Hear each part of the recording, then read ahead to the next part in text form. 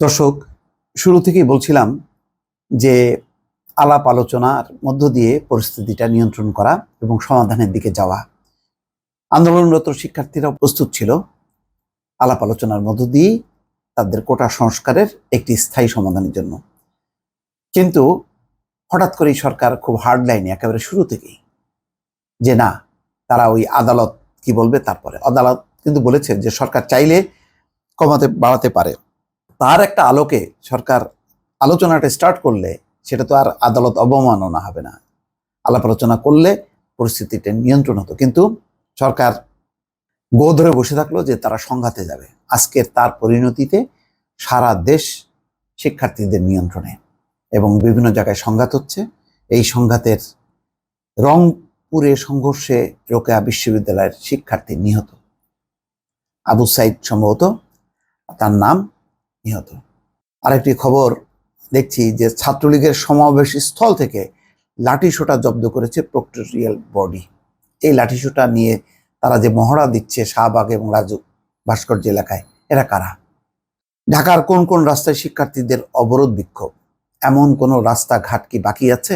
কোথাও নেই। আজকে ঢাকাবাসী জানে যে তারা অবরুদ্ধ হয়ে আছে। আজকে এই পরিস্থিতির দায় কার?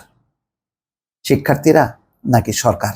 সরকারের একগুঁয়েমি মনোভাব আজকে কোন দিকে ঠেলে দিল? সায়েন্স ল্যাবে ছাত্রলীগ যুবলীগের সঙ্গে আন্দোলনকারীদের সংঘর্ষ চলছে। চট্টগ্রামে শিক্ষার্থীদের উপর অস্ত্রধারীদের গুলি, ককটেল বিস্ফোরণ। কোটা সংস্কার আন্দোলনের পেছনে একটা মতলবী মহল আছে। তো থাকুক, ওবায়দুল কাদের বলছেন। আপনি কেন আলোচনা করছেন না? এই প্রশ্নের কোনো জবাব নেই। আমি শিরোনামগুলো পড়ছি, তাহলেই বুঝতে পারবেন সারা দেশের চিত্রটা কি। রংপুরে পুলিশের গুলি, শিক্ষার্থী নিহত। কক্সবাজারে আন্দোলনকারী শিক্ষার্থীদের সঙ্গে ছাত্রলীগের ধাওয়া পাল্টা ধাওয়া। জাহাঙ্গীরনগর বিশ্ববিদ্যালয়ে শিক্ষার্থীদের বিক্ষোভ মিছিলে গুলি, 4 শিক্ষার্থী আহত।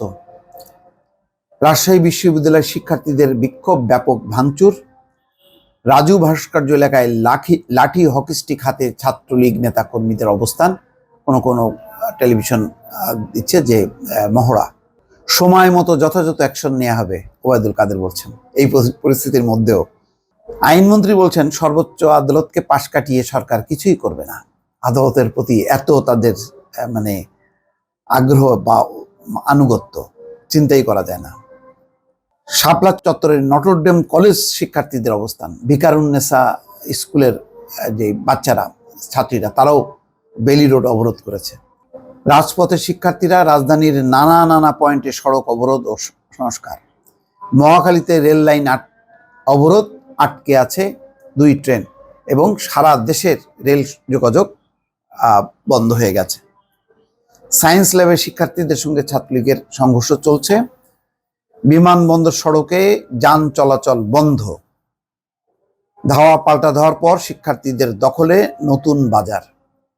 দর্শক, এটা বলার অপেক্ষা রাখে না যে পুরো পরিস্থিতি কিন্তু নিয়ন্ত্রণের আসলে বাইরে চলে গেছে। এই অর্থে বাইরে যে শিক্ষার্থীরা একেবারে বিক্ষুব্ধ হয়ে যে এইভাবে অবরোধ করেছে, তাতে আর প্রশাসন, পুলিশ বা অন্য কারোর কোনো সেখানে অবস্থান নেই। বরং উচিত ছিল পুরো পরিস্থিতিকে স্বাভাবিক রাখার জন্য সরকারের তরফ থেকে আলাপ আলোচনা এবং সমঝোতার একটি উদ্যোগ নেওয়া। কিন্তু দুঃখজনক, গতকাল যেভাবে শিক্ষার্থীদেরকে ঢাকা বিশ্ববিদ্যালয়ে রক্তাক্ত করা হয়েছে, এটি অকল্পনীয়। এটা কোনোভাবেই বিবেকবান মানুষ মেনে নিতে পারে না। যারা এই বিশ্ববিদ্যালয়ের সাথে জড়িত লক্ষ লক্ষ শিক্ষার্থী, সাবেক বর্তমান, তাদের হৃদয়ে দাগ কেটেছে। শিক্ষার্থীদেরকে যেভাবে বহিরাগতরা সে পিটিয়েছে, রক্তাক্ত করেছে, প্রায় 400 শিক্ষার্থী চিকিৎসা নিয়েছে। এখন হলগুলোতে নিরাপত্তার অভাবে শিক্ষার্থীরা চলে যাচ্ছে। ঢাকা বিশ্ববিদ্যালয় দখল রেখে সারা বাংলাদেশ কাদের দখলে?